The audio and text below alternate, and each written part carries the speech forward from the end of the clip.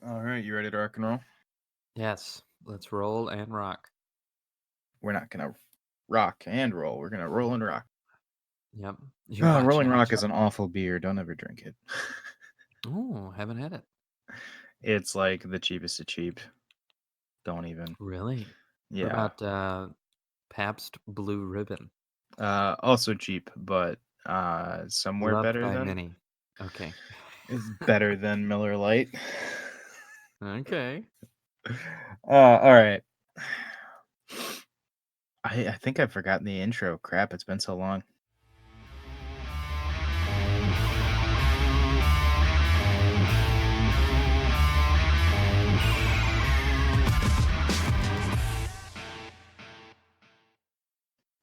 Welcome to Victory or Death, the podcast for content creators. My name is Elijah MacDougall, and this is my co-host Dan Dorn. Hello, everybody. How you doing today, brother? I am doing just fine. Just fine. Just fine. Yeah. No, really, I'm doing pretty well. Um, it was a full day. Got to see a lot of folks. Um, Yeah, one of the nursing homes in town is getting shut down. So there are a lot of old people moving around, and it's interesting because they're like, it almost as I was visiting, it sort of felt like high school 2.0, or sometimes this happens in middle school. Where you're like, or at the end of college, where you're getting to the end of this season in your life, and you're moving away from so many close friends and people that you've known for so long. So it's kind of sad to see that happening in town, but they're going to, new homes. They'll have new neighbors, new friends, some old friends, but yeah. Oh, that's kind of sad. I mean, yeah, it is sad. I mean, it's sad, but it's a new opportunity, but it is tough. I mean, I don't know. I was surprised. It's like I didn't think this would happen, so late in life, but it does, even with older folks, so Yeah, I mean, change is always one of those weird, inevitable things. And even when it feels like everything is kind of just settling in for the final run, there's always something that comes and shakes it up, which is a little disconcerting. yeah, yeah, isn't that so true? Oh my goodness, yeah. Now that I've made everyone a little fearful, uh, Mm. Well, I welcome mean, you don't to. really have to be that afraid, but it helps to realize, like, "Oh, okay, this is what life's like." Yeah, it's always full of plans that go awry. Yeah, and hopefully you have friends or significant people in your life that can crack jokes every once in a while that don't drive you crazy, but make you laugh. Exactly. Yeah. Yeah, without them, life gets pretty dull. And Yeah. I think we're getting into this habit of somehow kind of like anecdotally talking about what we're going to be talking about for the day with like our preamble conversation. Yeah, I have Um, no idea how that happened, but I just started rambling, and here we are. yeah. So much like how you should collaborate with people in life so that you don't feel lonely, we're going to be talking about our collaboration process with the Mildly Morose Man YouTube channel. Yeah, and I've been so thankful to have you helping out at the channel.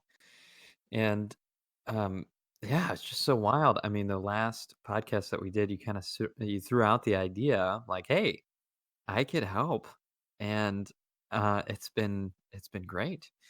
There's been at least just a no, two videos now Yep. that have gone live on on the channel, and there's more to coming soon, just with discussions, and then even some of your own. How would you describe the videos that you're doing? Yeah. So they're more like video essay, think piece type stuff. Um, Yeah. on At least video that's what games. they're intended to be, right? The first one that I put out was more of a like review slash discussion about narrative structure in the video game We Happy Few not meshing with the gameplay narrative, which Yep. my very astute friend pointed out that that's called ludonarrative dissonance. If you're looking to learn a new phrase today. Holy moly. Well, that's great. Yeah, yeah. So ludonarrative dissonance is basically um, what occurs when the gameplay narrative clashes with the story narrative, and you kind of have to put one or the other aside in order to make sense of what's happening in the story. So in the case of We Happy Few, the main character Arthur is like running around killing people if he doesn't have a blunt object that's padded specifically to knock people unconscious. So he either has to use his fists to knock, NPCs who decide that they're going to try to fight him unconscious, or he has to run until they like stop chasing him. And it's like this whole survival RPG thing, and the story feels much more like he should be trying to escape the city that he ends up in later in the story. So there's just some things that Mhm. don't quite mesh. But like Yeah, the it just story doesn't itself is feel well really put together.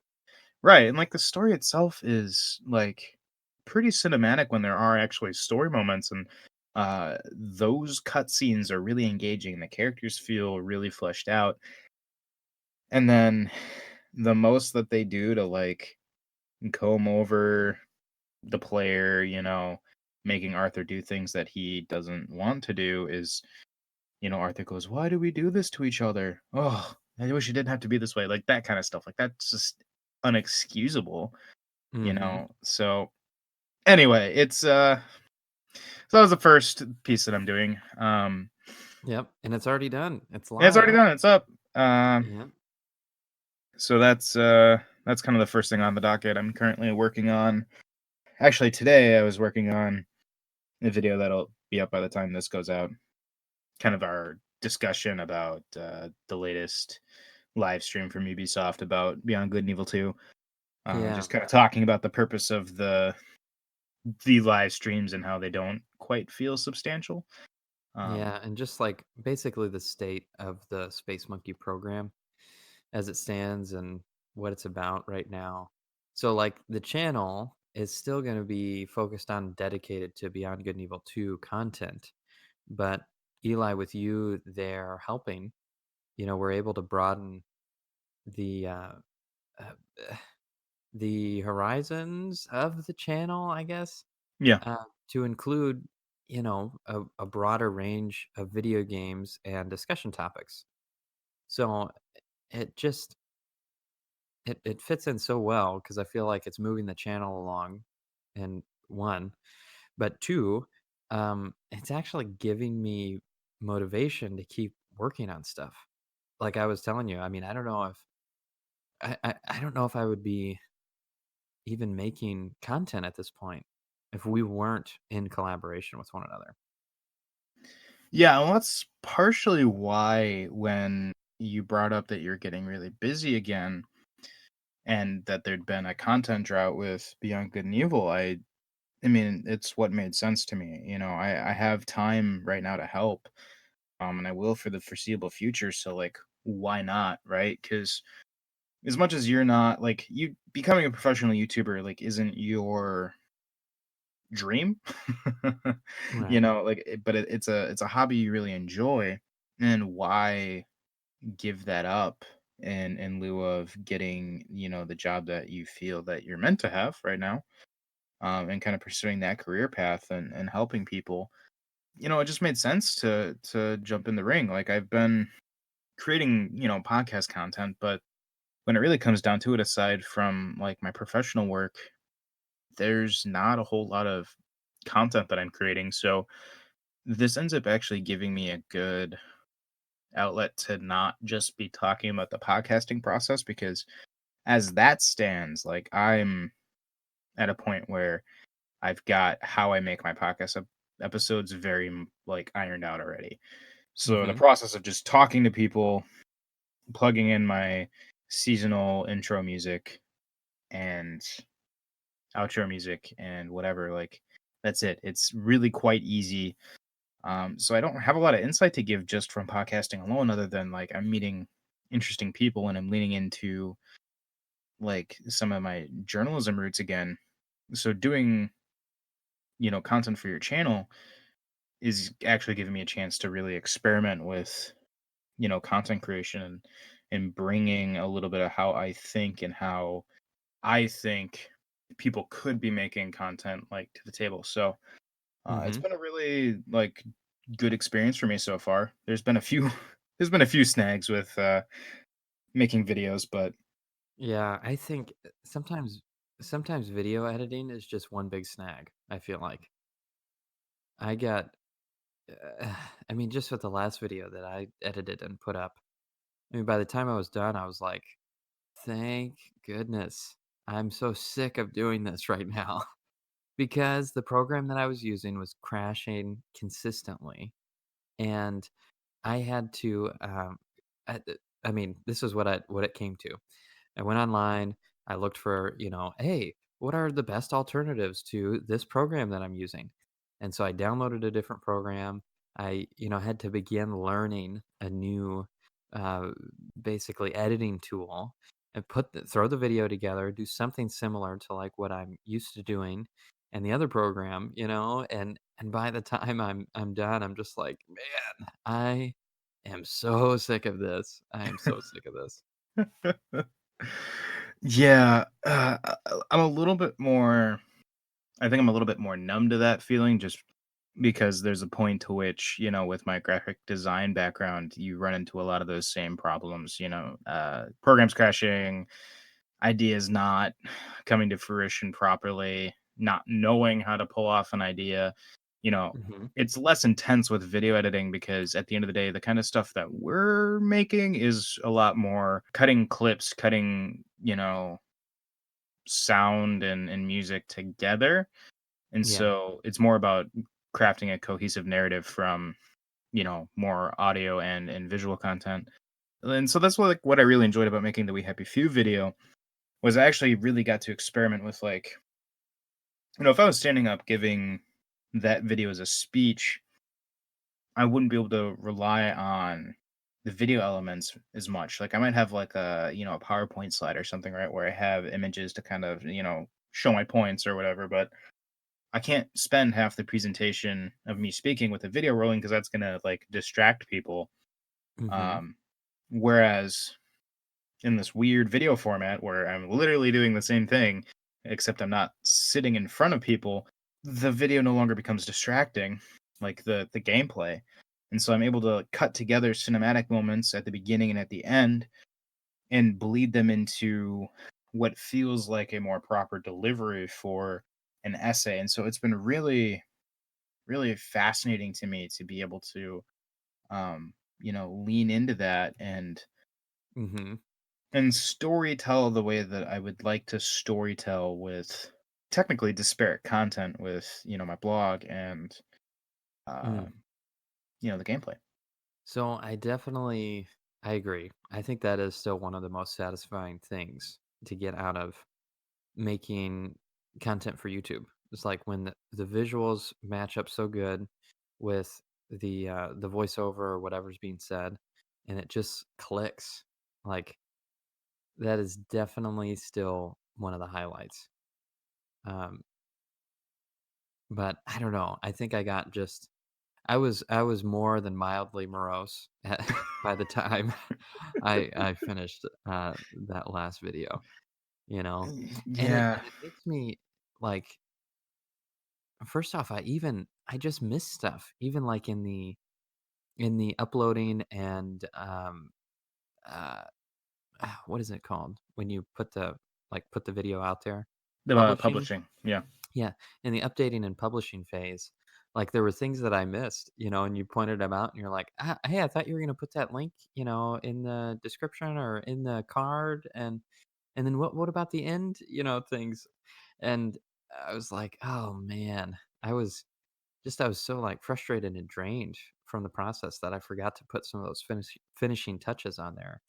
Like, I know that the software not working was mostly the catalyst for that, but is is there an element to which making, the content that you're making for Beyond Good and Evil 2 right now, is it just kind of draining for you because it's not substantial? I think oh, I don't know. I mean, it's been challenging, probably for the past, like, 3 months. Initially, like, I had a lot of ideas, and I had, maybe a year and a half worth of content to use, based on, hey, they've done all this stuff and I haven't said anything, on YouTube. But then once you start talking about things, you start talking through the available topics. Mhm. Seems like pretty quick. So, you know, I think the drought probably has something to do with it, where it's like, man, this isn't like a video diving into speculation or talking about lore or looking at the fine, details of gameplay mechanics or uh, you know storytelling within an open world setting. I mean, it's nothing like that. It was just a discussion video, and I had to put so much time into it, and it just not getting a great product at the end. So there's an element of feeling burned by the effort not yielding the result you wanted. Yeah, and I mean, even, having to spend so much more time, because there were probably maybe 2 different times that I sat down, troubleshooted, and prepared to say, "Okay, I'm just gonna try to figure this out so the next time I sit down, I'm able to edit through this video process and get the video out there." But I had to put off the video, 2 or 3 times before I was actually able to sit down and do it. So, the time it should have taken was, like, tripled, Mm, and I still only got, "Okay, this is just a discussion video." mm. So, yeah, that's probably a lot more of, like, the frustration and everything that that I was feeling. Yeah, but I think, for the most part, as we've kind of gone, I mean, for my between my two podcasts, we have 12 episodes up. This will be the 13th episode. Altogether, this is Wow. the eighth episode of Victory or Death, and so that's Yeah. about roughly 6.5 to 8 hours of reflection over the past couple months about the content creation process, and we've been like mostly positive, but there's a very real um, burnout cycle that comes with creating content. Like, I've felt it with my other creative pursuits, like fiction writing and design, art. Like, doing that stuff all the time can lead to burnout, and you have to like learn when to take a break. Um, and it can be hard because, like, especially when you're doing content creation, as a hobby, that's still work, and when Yeah. things don't go wrong, you start to feel like, well, I could have spent my time doing something else. At the end of the day, that's where the collaboration piece comes in. I mean, if you're Mhm. there's an element of when you're doing it on your own, you have no one to blame really but yourself, and so you kind of just have to swallow it and be like, well, I'm doing this because I want to be successful with the content I'm creating, and you kind of just bite it down. You might have burnout spells, but it's whatever. But with Mhm. collaborating with people, and specifically collaborating with people who actually are going to help you, but when you start working with another person, I think it becomes a more social process, and I know that I've had a lot of fun working with you and just talking about, ideas, because there's less guesswork involved. Like, yes, I know what like I want to do, but being able to bounce ideas off you because it's your channel uh helps me focus in a little bit and start really figuring out like I don't want the content that I'm putting out there to be, just some throwaway piece. Um Mhm. so I went into well, let's back up a minute. So part of what we're doing, which I think we might have talked about last time, um, is that we're gonna start doing some other video game content other than Beyond Good and Evil. Mhm. And so the game that we've been playing has been The Outer Worlds by Obsidian, and it's a really good RPG. But when I started playing it, I thought, oh, I've got like probably four decent, essays that I could write for it, Mhm. not including, a review essay. So I got into this month being like, yeah, I'm gonna do that. And as I've been talking it through, I'm like, oh, well, some of the stuff I want to write about, there's not a whole lot to dig into. I wanted to write about the corruption of the corporations in the game, but then it turns out that all of the corporations are bad, even if you can side with them. Like, and it's all pitched as a great choice, but it's not really that gray. And so um, that starts to impact the kind of content we can make, which I think is why we're seeing a lot of people doing tips and tricks and review videos for it, because I don't think people quite know what kind of content to make about the game yet. Um, Yeah, in terms of its, like, narrative value. right, because I think so much of the game is still being experienced by people because you can't make all the choices the first time, and your companions react to different situations, depending on the choices you make, et cetera, et cetera. But I'm narrowing it down to like again back into like a genre study now instead of something else. Yeah, Mhm. and I think that's where the meat of the content is reflecting on the kind of Western dystopian nature of the game. But I don't think I would have gotten there very easily if I didn't have you to bounce off.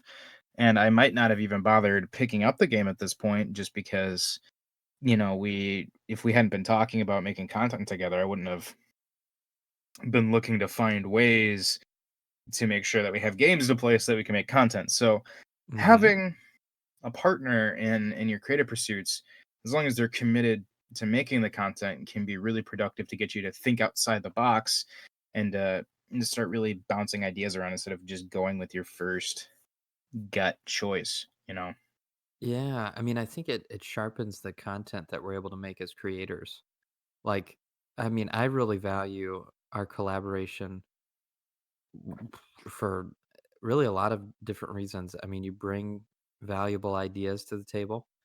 Uh, and then, I mean, a huge thing for me personally right now is the energy that you have to create content is like inspiring, motivating.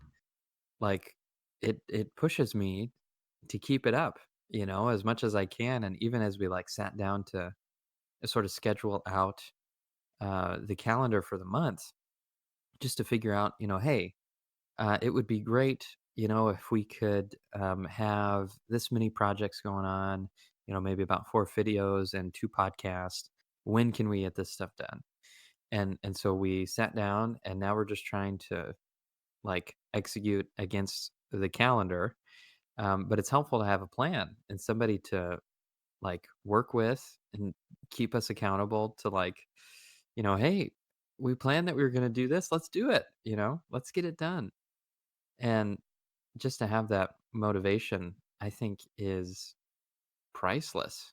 I mean, it it's so priceless. And enjoying on the other side of that, not just creating my own content, but being in discussion about creating content for the channel. I mean, that was so much fun going back and forth with that first script that you wrote for that video that you've been talking about with We Happy Few. Yeah. Um, just to talk about sort of like YouTube, audio visual voiceover philosophy, like, okay, um, what makes up a good script, and what do you want to do? What are the things you want to avoid? How do you want to structure it? And so we just sort of dove deep, and it was fun to do that. And it sharpened, I think, my thinking about scripts, because it's like, oh, okay, I have to like talk with somebody about these things now. What do I think? And and then hopefully it was valuable to you. I've been doing it for a little while, so like I don't know a ton, but the little that I do know, I can share and pass that along. you know and that's likewise with like podcast media and other types of writing things that you've done. I'm able to learn from that. And you still have to teach me how to make better thumbnails. I'm Yeah, just thinking about that. that's actually super true. Maybe we'll record that after my surgery here, and we can post that up on the Victor Death channel just as like a bonus like Oh, tutorial thing. yeah, that'd be great. Yeah, I would really enjoy doing that. Um, Now I appreciate that you're appreciative of my energy, but I'm actually realizing that I'm getting it from um Liv, my wife. Oh, is Um, that right? Well, then yeah, say thanks to your wife for I, me. I will. We we have a dynamic, but so part of the reason that we really like each other is um Ooh. we're both very creative, not in like that like throwaway definition of creative, but we'll spend a solid hour just on a whim, just like spitballing ideas about narrative direction for stuff that we're working on or ideas that we have. There's a bit of a joke that is just my joke to myself that I'm an IP machine, like just intellectual property. Like I'm Oh, always coming up with intellectual property ideas. Like I've just got this stupid treasure trove in my head of all these different things that could be multi-platform, multimedia, like just property storytelling stuff. I've just got a whole uh-huh. backlog of ideas. Yep. Um, but she's been writing a novel, and I'm not going to talk about it because she'd probably get mad if I did. Um, but she's been writing a novel for the past couple months, and we've just been spitballing ideas when she doesn't know what to do. That's really gotten my content creation juices flowing really hard lately. Just because, she'll be like, this plot point, I'm not sure how to get there. And then, we start just grinding out, possible avenues to get there. We've even gotten to the point now where, because she's in like the home stretch of finishing the book, she's like 3/4 of the way through. That's great. Yeah, in a really stupid short amount of time. Anywho, um, but we've already started spitballing, ideas for book 2 and book 3 and how to get there, and we've been grinding out plot points and basically creating a very loose dot trail for her to follow if she can get this first book published. Um, so all that to say, like we've been, working on so many ideas that it's kind of funneling me to stay productive because she's doing so much work, which is then bleeding into our situation over here. Uh-huh. Um, and like I have people in my life that keep me working. Like with my dad being an artist, he's always working on stuff, which kind of reminds me that like even though he's really busy, he's still taking time, so I should be taking the time. And I've got other people in my life that I don't talk to all the time, but I know that they're always pursuing their creative goals. So all of that ends up feeding into me, which then is feeding into our creative relationship one way or another. Which, I guess that really does underscore like that's the power of collaboration at the end of the day. Um, Mhm. very few people in this world are successful all on their own. Um, do Yeah, with that what you maybe will, but not a single person, yeah, very rarely is there. like, ever. Yeah, yeah. Even if it's a small help, I mean, there's always someone there along the way to either Yeah, inspire you or to get you thinking in a different direction that ends up spawning your empire or whatever. It's right. Even if they are alone, they didn't birth themselves, so there. yeah, exactly. So, maybe we're meant to collaborate with one another. Yeah, the one who has felt like he spent a lot of his life catching up with the people that he's admired for so long, and then the other kind of stepping into the world of content creation, which is you, as a release for some. At least I see it this way, like your release for your passion in video games, but also your academically inclined side that doesn't quite know what to do with itself because you're not in Yeah, academia anymore. yeah. Um, so it ends up bridging that gap nicely for yourself. I'm sure you have other reasons. That's just how I see us coming together. Like you're pursuing it out of a place of doing it because it's fun, and I'm pursuing it in place of like I'm trying to find the thing that I can do well because I've spent so much of my life not practicing that I'm trying to bring my disparate experiences together into something more tangible. Um, Mhm. so in that sense, like I think our first conversation, like our very first podcast episode, kind of just came full circle that way. Ooh, did it? What did we talk about at first? So that first episode we sat down with Garrick, and just we all were just talking about our different experience with content creation. And I kind of Yeah. remember touching on the idea that, all of my experiences were kind of coming together to this point, but I didn't quite know why that was the case. But then after talking Mm, to Philip Van Dusen, it was just it started to make more sense to me that while I haven't been practicing art and I haven't been practicing writing as much, I'm still talented with the writing aspect. And I'm a competent designer. The thing that I've been doing most my whole life is talking with people and encouraging people and challenging people. Like I've always dove into really like, reflective yeah. conversation with people. I'm like, I can see you now in college, sitting down with people by the fireplace and having chats about life and things. yeah, So, it's one of the things that I have been practicing my whole life. Which is probably why I wanted to become a journalist originally. So it's nice to see that kind of fruit bear.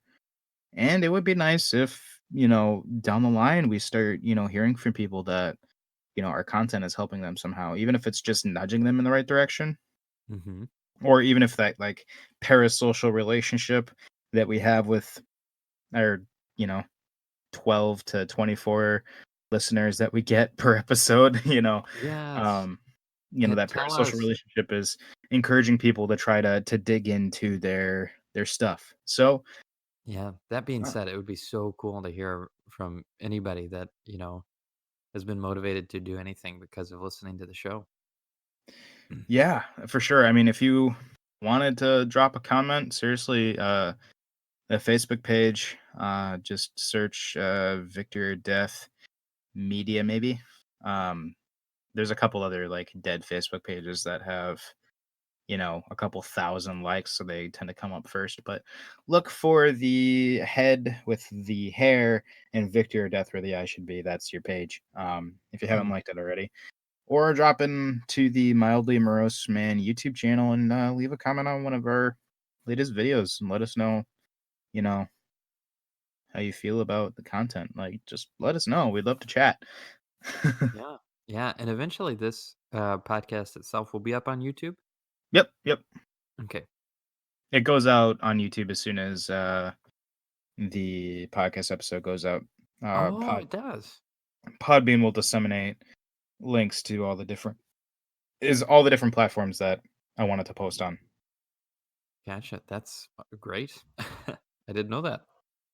Yeah, if you're older, younger, our age, anything in that range, if you're finding that you're struggling and you have the drive to like want to create content, but you find that you're losing your footing or you don't quite know where to start, but like someone you know does, it doesn't hurt to try to collaborate with them. That's the whole reason that this podcast even exists because I wouldn't be talking to a wall about this stuff. Like I wouldn't be doing the podcast. Um, Mm. and I probably wouldn't be helping out with the YouTube channel right now if Dan hadn't graciously agreed to do this podcast with me in the first place. Oh, that's too kind. Yeah. But find people that you can work with, even if it's people you can just talk to bounce ideas off and to help give you momentum. Um, Collaboration it will make a huge difference.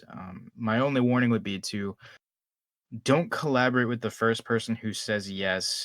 If there's someone you know in your gut that will flake on you, because that's not the kind of person you want to work with. Because you're going to become, it's going to drain you. It's just going to take the wind out of your sails as soon as they say, "Oh, I forgot I had this thing. I'm too busy." And then you try to reschedule and then they're still too busy and they're too busy and too busy. Like, Yeah. Ooh, okay. So I know we're coming to the end.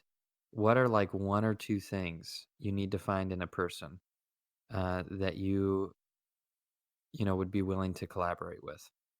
trust, communication as like one piece, and then someone who's not a lone wolf at the end of the day. There might be other elements. I think it does come down to who you are as a person. So like Oh, for sure. me, Yeah. I need those two things a lot because if I find that like my ideas are just bouncing off and it's like, dude, like this was a silver bullet and like your Kevlar just pushed it out, like what am I supposed to do with that, Mm-hmm. Um but like other people might need someone who's just funny and gets the juices rolling. Yeah, it could be anything. So just you gotta do a little bit of introspection and know yourself enough to be able to make that choice to like search out a certain type of person. Well, and at some point, if it's early on enough, you might just have to try it and figure out what you need along the way. Yeah, You for know? sure. Because like I envisioned this podcast running with me, you, and Garrick, and Garrick got really busy. So Yeah. we let him go and do his own thing, and it's been for the better for him because he's got a bunch of new stuff coming down the pipeline. He's had some cool opportunities. But we've found a really nice groove just between the 2 of us.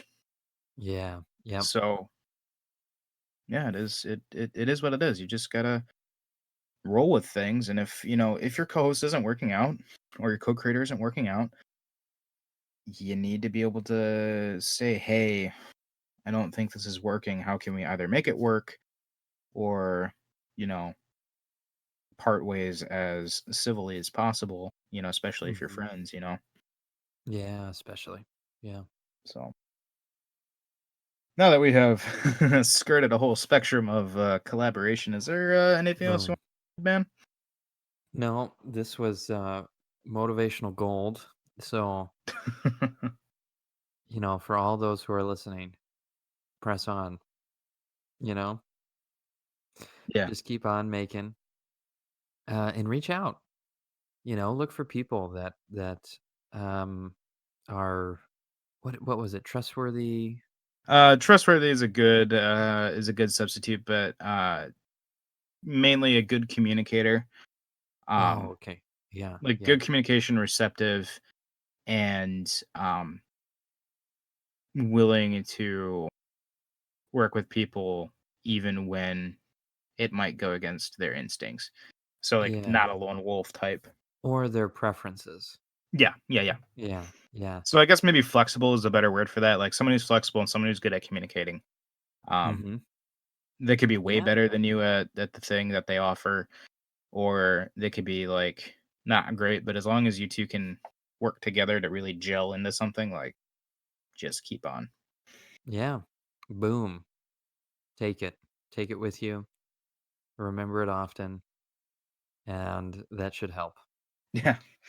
So if you want to get in touch with us again, you to our podcast page at victordeath.podbean.com and leave a comment on this episode.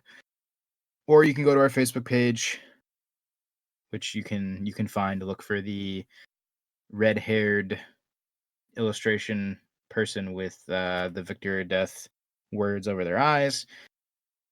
Or go to the Mildly Morose Man YouTube page on YouTube. It'll be the first thing that comes up when you search that, I promise. And Heyo.